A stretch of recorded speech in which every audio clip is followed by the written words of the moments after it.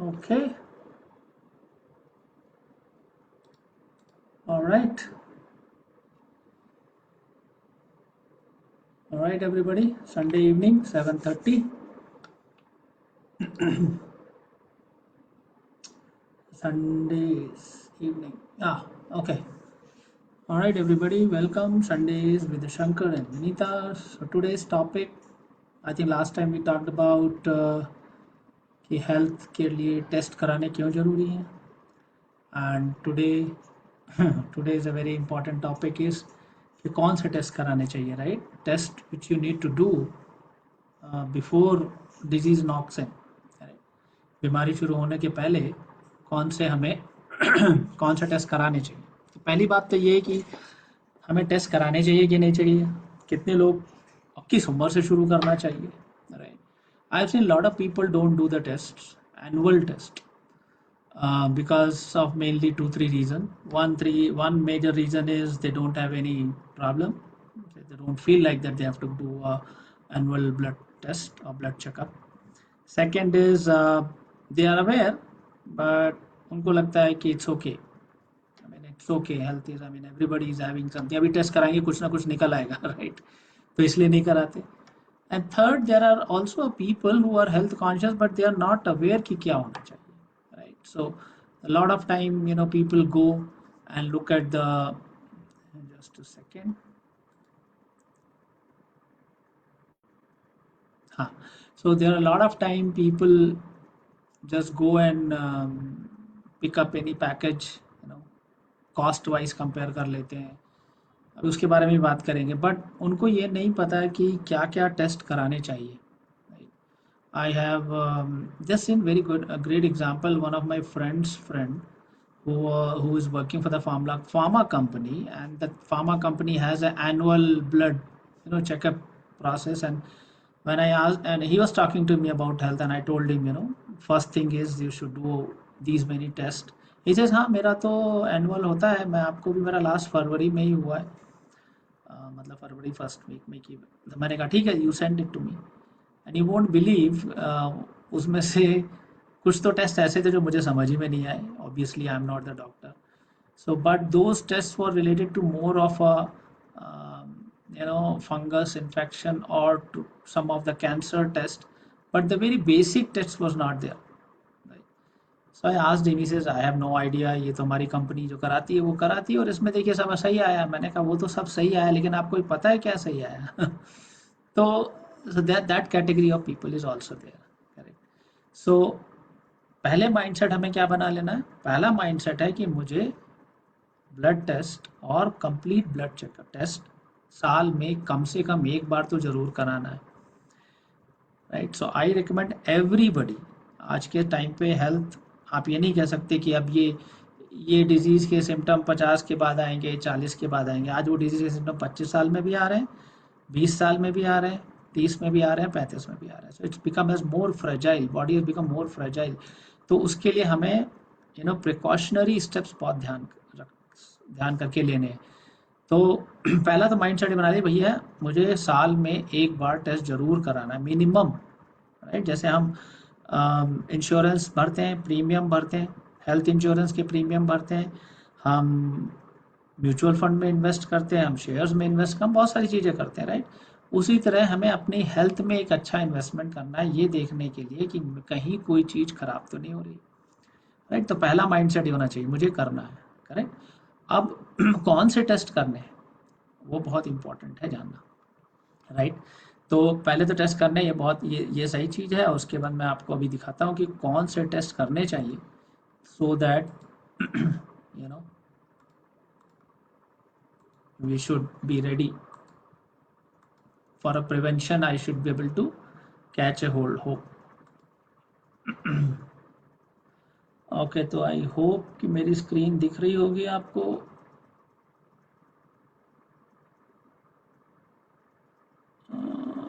Just a second.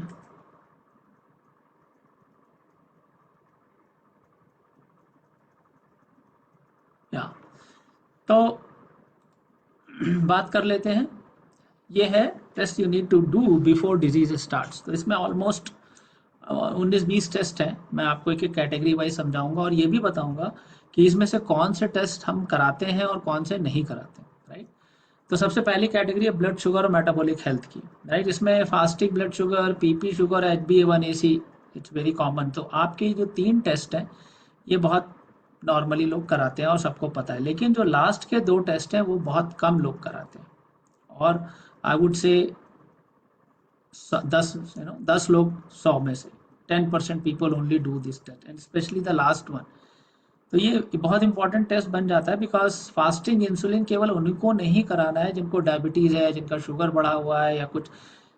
हम सबको ये इंसुलिन रेजिस्टेंस, ये हमारी मेटाबॉलिक हेल्थ के बारे में बताता है, राइट। बिकॉज इस टेस्ट का ऑब्जेक्टिव क्या है, कुछ भी होने से पहले मुझे पहले से पता चल जाए, ताकि मैं मेरे पास देयर देयर बिन रनवे, मेरे पास कुछ समय हो जिसको मैं यूज करके उसको ठीक कर सकूं। तो फास्टिंग इंसुलिन टेस्ट कराना बहुत जरूरी। Please don't get confuse with the fasting blood sugar. Fasting blood sugar different होता है, फास्टिंग इंसुलिन डिफरेंट होता है, राइट। तो फास्टिंग इंसुलिन का टेस्ट कराना बहुत जरूरी है।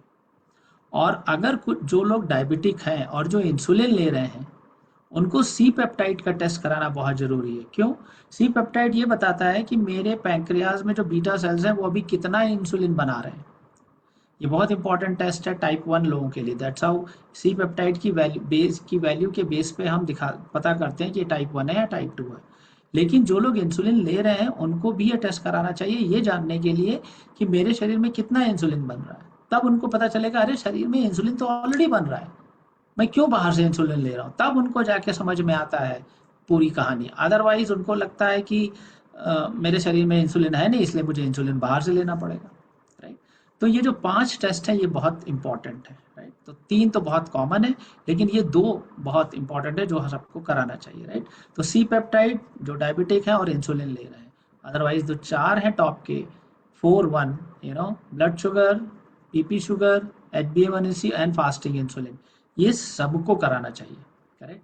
अब आगे चलते हैं हार्ट एंड कोलेस्ट्रॉल रिस्क में। इसमें सबसे बड़ा कॉमन क्या है, लिपिड प्रोफाइल हम करा लेते हैं। लिपिड प्रोफाइल में क्या होते हैं, 4 टेस्ट होते हैं, total cholesterol, triglyceride, HDL and LDL।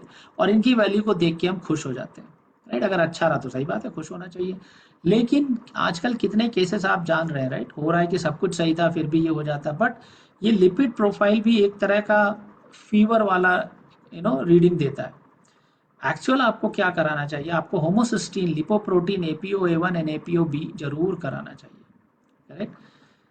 या some of the people may not agree with me, but ये टेस्ट हम क्यों करा रहे हैं, इट्स ए प्रिकॉशनरी। मतलब हम ये ठोक ताल के सब कुछ बजा के सही करेंगे कि भैया मुझे कुछ ऐसा कुछ बीमारी नहीं होगा, सडनली कोई सरप्राइज नहीं होगा, इसलिए ये टेस्ट कराने, राइट। आप नहीं भी करा सकते हैं, आई एम नॉट सेइंग कि नहीं, लेकिन मेरी तरफ से ये है कि अगर आप इसके ये सारे टेस्ट आपकी हेल्थ स्क्रीनिंग पैनल में रहते हैं तो 95% प्रॉब्लम, और I would say 99% problem you can come to know much before and you have a time to take steps, right। Inflammation and clot risk very important. आजकल inflammation के बारे में आप सबको पता है, right. ESR inflammation, high sensitive CRP, ये high sensitive C reactive protein है। ये प्रोटीन लीवर तब जनरेट करता है जब कहीं चोट लगी होती है, राइट।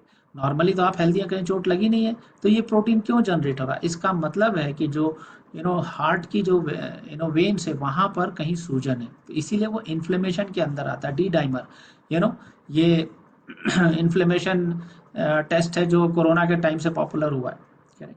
तो आप अगर हार्ट वाला देखोगे तो लिपिड प्रोफाइल तो है ही है, तो इसमें कई सारे रेशियो होते हैं जो 4 बेसिक वैल्यू से कैलकुलेट। हाँ, एक और होता है VLDL। लेकिन APO-A1, APO-B, अब इसमें से एक जेनेटिक टेस्ट है जो आपको बताता है कि आपकी जो जीन्स है उसके हिसाब से क्या मूवमेंट है कोलेस्ट्रॉल्स का, करेक्ट। होमोसिस्टीन, होमोसिस्टीन भी ऑल जब ज़्यादा आता है, बाकी सब ठीक है तो डिफरेंट रीज़न होता है। तो ये 3 चीज़ें हो गई, blood sugar, heart, inflammation and clot risk. अब हम चलते हैं इस तरफ जिसमें हम कंप्लीट ब्लड का हीमोग्राम करते हैं, जो कि बहुत इंपॉर्टेंट है ये देखने के लिए कि इन्फेक्शन कितना है, वाइट ब्लड सेल्स कितना है, रेड ब्लड सेल्स कितना है। और जो बहुत इंपॉर्टेंट टेस्ट है वो B12 एंड D3 है, राइट। बहुत लोग इसको इग्नोर करते हैं। Why they just ignore? Because उनको लगता है कि अरे ये तो सब आजकल ऐसे ही है, मतलब सबको होता है, तो मुझे भी कोई वैसा प्रॉब्लमेटिक नहीं है। लेकिन प्रॉब्लम प्रॉब्लम क्या होती है? आपका B12 कम है, आपका आयरन कम है, आपका HB1AC बढ़ा हुआ है, आपको लगता है आप डायबिटिक हो गए, और मेरा HB1AC तो बढ़ रहा है, और डॉक्टर आपको दवा दे देता है। प्रॉब्लम कहाँ है? प्रॉब्लम आपके गट हेल्थ में है। प्रॉब्लम आपके गट हेल्थ में, अब कभी इस बारे में भी बात करूंगा, लेकिन जो गट हेल्थ है उसमें ये डाइजेस्टिव सिस्टम ठीक नहीं है, B12 डाइजेस्ट नहीं हो रहा है, आयरन सही से, आपका हीमोग्लोबिन कम है, और उसकी वजह से आपके जो ब्लड सेल्स हैं उनकी लाइफ ज़्यादा हो गई है, 90 दिन से ज़्यादा बढ़ गई है। जब लाइफ ज़्यादा हो गई है तो उसमें वो ग्लूकोज मॉलिक्यूल चिपके हुए हैं बहुत दिनों तक।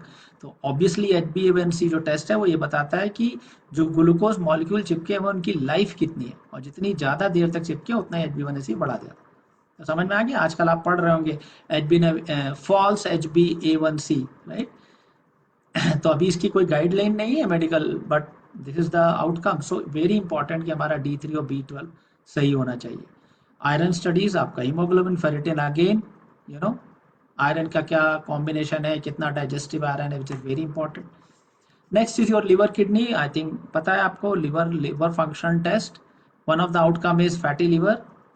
मैं तो कुछ पीता भी नहीं हूँ, मैं तो सही से खाना खाता हूँ, फिर भी मेरा लिवर फैटी क्यों है? But that is actually start.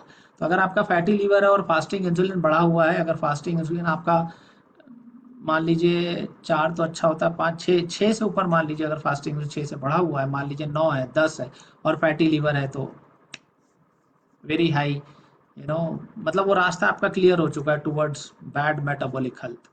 उसमें हार्ट प्रॉब्लम भी डेवलप होंगी, उसमें डायबिटीज़ भी डेवलप होगा।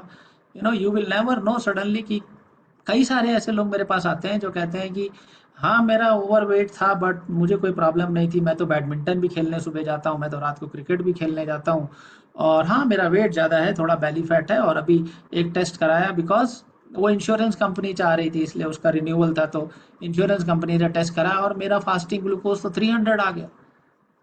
ये कैसे हो गया? भैया ये ऐसे ही हो गया कि आप ये देखो, और वो भी टेस्ट क्यों कराया? क्योंकि इंश्योरेंस कंपनी ने कहा कि भाई आप इंश्योरेंस ले रहे हो तो टेस्ट करवाना, वरना आप तभी भी नहीं कराते। तो क्वेश्चन है कि लास्ट टाइम आपने कब टेस्ट कराया?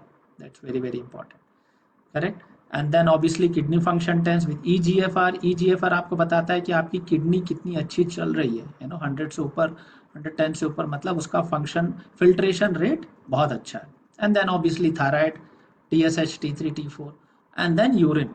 यूरिन रूटीन बहुत इंपॉर्टेंट है टू नो। कई बार ऐसा होता है कि हम बहुत हेल्दी हैं, अच्छे हैं, लेकिन फिर भी हमारा प्रोटीन यूरिन में मिल जाता है, तो ऐसा क्यों है? उसका भी रीज़न पता करना पड़ेगा। तो कभी कभी हम अगर नहीं टेस्ट कराएंगे तो हमें पता ही नहीं चलेगा। तो ये जो टेस्ट हैं ये सारे इसलिए करवाने के लिए मैं सजेस्ट कर रहा हूँ कि कुछ भी करने, जैसे लिखा हुआ है कि वाई दिस टेस्ट मैटर, ये टेस्ट क्यों मैटर है? इसलिए है कि आपको पहले से पता चल जाए, right? Detect disease before symptoms and check hidden diabetes and heart risk. आपके जो आज डायबिटीज किसी को भी होती है तो वो तुरंत नहीं होती है, 3 महीने नहीं होती है, उसकी सिचुएशन 5 साल 10 साल रहती है, बॉडी में फ्लक्चुएट कर सकती है। अभी आपने डिस्क्राइब तो सब कुछ बढ़िया है, लेकिन इंसुलिन रेजिस्टेंस है, राइट? कॉर्टिसोल हाई है, तो ये सब चीज़ें ऑलरेडी रहती है। तो बेसिकली हमें ये कराना बहुत ज़रूरी है। और हम मोस्टली क्या आजकल फोकस, देखिए आजकल आप भी जिससे भी बात करो, people been aware of protein, उनको प्रोटीन के बारे में पता है कि प्रोटीन कितना खाना चाहिए, उनको फैट के बारे में भी आजकल पता चल रहा है because of the awareness, because of the social media, and then carbohydrate, but they still do not know the nutrient, what is micronutrient और vitamins and minerals। जैसे ये एक टेस्ट है मैग्नीशियम, बहुत इंपॉर्टेंट टेस्ट है, यू शुड उसको add कर सकते हैं अगर आप करवाना चाहें, मैंने नहीं ला रहा लिस्ट में, लेकिन वो भी एक बहुत इंपॉर्टेंट टेस्ट है कि नो कि हमारे ब्लड में मैग्नीशियम लेवल्स कैसे हैं, राइट? ये सारे टेस्ट ऐसे हैं जो अभी धीरे धीरे लोगों को समझ में आ रहा है, क्योंकि अभी उतनी न्यूट्रिशनल डिफिशियंसी हो गई है, right? And that is why it is important to test. ठीक है, तो किसी को, आप में से किसी को भी कोई क्वेश्चन है इसके बारे में, कुछ पूछना चाहते हैं, you can always DM me, I will surely reply your message, and if needed we can talk and I can explain more about this test. अब पहला चीज इसमें क्या है? नंबर 1, आपको डिसाइड करना है कि there has to be yearly, minimum yearly कुछ आपका कोई एक महीना होना चाहिए आपका जिसमें आप ये चूज करें कि मैं ये टेस्ट चूज करूंगा और ये मैं करूंगा। It should not be like कि किसी ऑफिस में आया तो मैंने करवा लिया। देखिए कहीं भी आप करवाते हैं तो they have their own parameter to be tested, आप उनको फोर्स नहीं कर सकते। बेस्ट ये है कि आप ये चूज करें, और मैं अभी आगे बताऊंगा कि कैसे ये चूज करना चाहिए। तो पहला डिसीजन है कि आपको ये टेस्ट कराना चाहिए once in a year for sure. दूसरा, ये सारे टेस्ट कराने चाहिए। करेक्ट, आप ये 20, 21, 22 या 19, 20 जो भी टेस्ट है मैं काउंट नहीं किया, अगर आप काउंट कर लें तो 6, 5 मानिए उसमें, 5 4 9, 4 5 9 3 12, 12 4 16, 16 3 19, 21, राइट। अब ये 21 22 टेस्ट हैं, ये जरूर होने चाहिए। इसके अलावा ठीक है, इसके अलावा आपकी बॉडी को, मान लीजिए किसी को पीसीओडी है तो उनको पीसीओडी के भी 3 4 टेस्ट है, राइट, अगर कोई वुमेन पीसीओडी कराना चाहती है। अब मान लीजिए किसी को थायराइड में टीएसएच बहुत ज़्यादा है, T3 T4, अब उसमें ये TSH T3 T4 is a initial, उसके बाद थायराइड के 2 3 टेस्ट और है वो करवाने, राइट। तो उस तरह से मान लीजिए किसी को आरए टेस्ट करवाना, रिमोटाइड आर्थराइटिस, उसके टेस्ट अलग है, तो स्पेसिफिक कंडीशन वाले अलग। ये जो है बेसिक आपकी metabolic health, lifestyle related health के टेस्ट हैं जो बहुत ज़रूरी हैं, और आपको ये लिस्ट लिख लीजिए। आप जब भी जाएं तो चेक करें ये है कि नहीं है, ये है कि नहीं है, ये है कि, और वो कहें नहीं सर ये नहीं है, ये नहीं है, तो उसको ऐड करवाना है, भले आपको थोड़ा सा खर्चा करना पड़ जाए।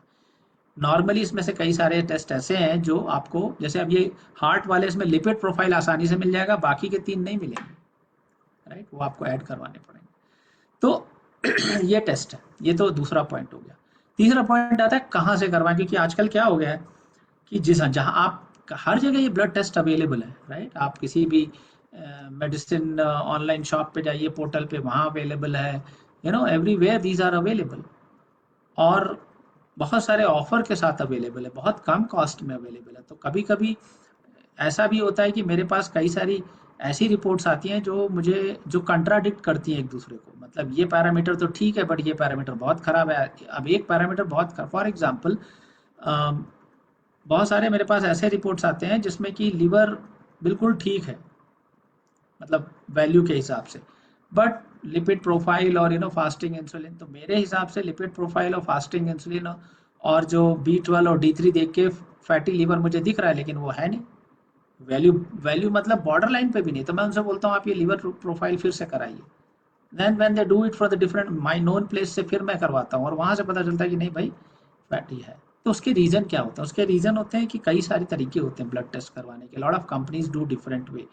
तो अभी मैं उतना डिटेल में नहीं जाऊंगा, लेकिन आपको एक मोटा मोटा बता दूंगा कि how can you decide which company to choose to these test. So basically होता क्या है कि आप देखोगे तो ये बहुत अभी लार्ज स्केल पे हो गया है, राइट। बहुत लार्ज स्केल पे टेस्टिंग होने लग गई है, बहुत आउटसोर्स होने लग गया है। मतलब कि मान लीजिए D3 B12, एक कंपनी है वो केवल D3 और B12 की टेस्टिंग करती है, तो उसको सारा उस कंपनी ने, अब मैं नहीं करता क्योंकि मेरे लिए कॉस्टली है, तो मैंने वो आउटसोर्स कर दिया। तो उस जगह केवल B12 और D3 की टेस्टिंग, और उनके लिए चीपर पड़ता है क्योंकि उन्होंने जो सोल्यूशन बनाया वो कम, मतलब उसी में ही बहुत सारे टेस्ट कर लिए। लेकिन जब आउटसोर्स, अब वो किसी और को आउटसोर्स करे, how many time is get outsource, that also we don't know, right. And every time it outsource, किस पे इम्पैक्ट आता है, क्वालिटी पे इम्पैक्ट आता है, right, you know very well. So the outsource controlism भी बहुत ध्यान से करना पड़ता है। इसी तरह से कई बार देखा गया है कि they've been expert, these people who are doing this pathology and all, they some value they test and some value they randomize calculate, correct, और प्लस माइनस परसेंटेज के हिसाब से वो दे देते हैं करेक्ट। तो बहुत सारी चीजें होती हैं, but let me show you कि करना क्या है। 3 चीजें आपको ध्यान रखनी है कि क्या मैं बता, मतलब ये 3 चीजें बहुत हो तो सबसे अच्छा है, मतलब कि आपका टेस्ट हुआ और कितने लोग उसको अप्रूव कर रहे हैं, कितने राउंड में approve. Most of the companies में केवल एक पैथोलॉजिस्ट होता है जो वो रिव्यू करता है रिपोर्ट को और अप्रूव करता है। लेकिन अगर मान लीजिए 2 लोग हैं, दोनों को अलग अलग रिपोर्ट भेजी गई है और दोनों लोग उसको रिव्यू कर रहे हैं, उसके बाद दोनों ने जो रीडिंग्स है उसको वेरीफाई किया, उसके बाद एक फाइनलाइजेशन, एक फाइनली रिपोर्ट बनी है। ये बहुत कम कंपनीज करती हैं, but that is actual real process कि कितने पैथोलॉजिस्ट उस रीडिंग को अप्रूव कर रहे हैं। दूसरा क्या है, दूसरा यह है कि डबल टेस्टिंग, 2 बार टेस्टिंग। तो कुछ कंपनी जो प्रीमियम कंपनीज होती हैं, दे मेक श्योर कि every test has been done twice, at least 2 बार तो टेस्ट किया गया है। जैसे किसी का HbA1c किया और 6.7 आया, तो एक बार और टेस्ट होगा, फिर से वही निकलेगा कि हाँ भाई 6.65 आया तो ठीक है, उसी के बाद। ऐसा नहीं हो सकता है कि, और जो बहुत मतलब दोनों रीडिंग डिफरेंस आ रहा है, एक बार चेक किया तो 5 आया, एक बार चेक किया तो 12 आ रहा है, तो समथिंग श्योरली रॉन्ग, राइट। तो इसीलिए डबल टेस्टिंग स्टैंडर्ड्स हैं। और कुछ जो some of the good companies way they do, no matter कैसी भी दोनों रीडिंग आई है, वो 2 बार टेस्ट करके निकालेंगे ही निकालेंगे। कुछ कंपनीज होती हैं जो ये वो करती हैं कि अगर एबनॉर्मल रीडिंग आई है तब वो दोबारा करेंगे। मान लो HbA1c 7 आया, या मान लीजिए 8 आया, या 7.5 आया, दिल से 7.5। लेकिन अगर मान लीजिए 14 आ गया, तो कहेंगे एक बार फिर से चेक कर लेते, इतना ज़्यादा आया है, राइट। तो those companies only do when there is a difference of values, मतलब बहुत हाई पे वैल्यूज है। मान लीजिए किसी का कोलेस्ट्रॉल आ गया 300, then they will do. But if अगर somebody's cholesterol is like say 190, they'll never do. But some of the companies, no matter कितनी भी वैल्यू आए, हाई आ रही है, लो आ रही है, बीच की आ रही है, they will follow the standard which is called double testing standard. Third category होती है एरर रेट। तो इन 3 पैरामीटर को ही मैं बात कर रहा हूँ, बाकी इसके अलावा और कोई पैरामीटर बात नहीं कर रहा हूँ। But there are so many other parameters की आउटसोर्सिंग हो रही है, पैकेजिंग कैसे हो रही है, वो आता है बंदा तो उसके हाइजीन कितना अच्छा है। वो देखा होगा आजकल जब आते हैं तो 2 बार ब्लड लेते हैं, फिर उस ब्लड को कहाँ पर वो रख रहे हैं, क्या आइस पैक बॉक्स में जा रहा है, फिर वहाँ पर कितना हाइजीन, जो उनके लैब्स हैं वो कैसी लैब्स हैं, उसके बारे में बात करूंगा मैं, ठीक है। तो approval process, double standing standard, error rate. Normally industry में 5 to 20% is acceptable error rate. मतलब आपकी जो रीडिंग आई है वो 5 से 20% ऊपर नीचे हो सकती है। लेकिन जो प्रीमियम लैब्स होती है ना, वो 3 to 7% है, उनका एरर रेट 3 to 7% होता है। और मैंने देखा है कि there are some lab who also you know offer 0.002 to 0.004%, मतलब उनका इतना एक्यूरेसी लेवल है। और वो एक्यूरेसी लेवल क्यों है? क्योंकि ये सारे प्रोसेस जो है वो बहुत डीप इन लेवल पे फॉलो करते हैं। तो अब आपके लिए और हमारे लिए हम कैसे पता करें कि ये सब हो रहा है कि नहीं हो रहा है, कैसा है? उसके 2 तरीके हैं। पहला तो ये है कि आपको ये टेस्ट ध्यान रखना है कि आप जिस कंपनी से भी, मतलब डोंट गो फॉर कि ये बाई वन गेट वन है और ये पैकेज है तो चलो 3-4 टेस्ट नहीं है मैं इसी में करा लेता हूँ। सी इट्स ये it's not a just, Hindi में क्या, खाना पूर्ति नहीं है, मतलब just for sake of doing it you are doing it. It's your health, correct. So you need to make sure कि भैया ये मेरी हेल्थ है, हेल्दी रहेंगे, स्वस्थ रहेंगे, आगे लाइफ अच्छे से रहेंगे तो खूब पैसा कमा लेंगे। जब, और नहीं तो वही पैसा हम हेल्थ में डॉक्टर के यहाँ जाके, हॉस्पिटल में जाके एक रात में सब गंवा देंगे, करेक्ट। तो जहाँ पर भी आपको, पहली बात तो ये कि बहुत सारे ऑफर्स मिलते हैं, right. Don't just get attracted. I am not saying कि अच्छे नहीं होते हैं, होते भी हैं, लेकिन वो पहला डिसीजन मेक आपका वो नहीं होना चाहिए, राइट। पहला डिसीजन ये होना चाहिए कि वो NABL एग्रीगेटेड लेबोरेटरीज हैं कि नहीं है, राइट। और लार्ज स्केल पे NABL है कि नहीं, क्योंकि बहुत सारी NABL ऐसी भी हैं, आई थिंक मैंने सुना है कि वो भी आउटसोर्स करते हैं, राइट। तो आपको पहले NABL एग्रीगेटेड लेबोरेटरीज देखनी है। और उसके बाद ये देखना है कि भाई जो रीडिंग्स आ रही है कोई बहुत ज़्यादा कई बार ऐसा होता है ना कि अरे मैं तो सब कुछ ठीक है, मेरा इतना ज़्यादा रीडिंग कैसे आ गया, मुझे तो कोई प्रॉब्लम नहीं है। अगर आपके दिमाग में ऐसा आता है, make sure you get it tested again, right. फिर से एक बार टेस्ट कराए, राइट। तो as a consumer, as a customer, मुझे क्या ध्यान रखना है? मुझे यही ध्यान रखना है कि भाई पहले तो साल में एक बार जरूर टेस्ट कराऊं, सारे ब्लड टेस्ट कराऊं, और जो मैंने बताए हैं वो कराऊं, और NABL एग्रीगेटेड लेबोरेटरी से कराऊं, राइट। अब अगर इसमें भी कंफ्यूजन होता है कि मुझे तो नहीं पता कौन सी है, क्या है, NABL की वेबसाइट है, जाके देख सकते हैं। तो मैं आपकी हेल्प कर सकता हूँ, you can talk to me, DM me, I know very well laboratory which does this test, and 0.002 to 0.04%, correct. I will help you, and you can take the benefit out. So यही बात करनी थी आज। और मेरे ख्याल से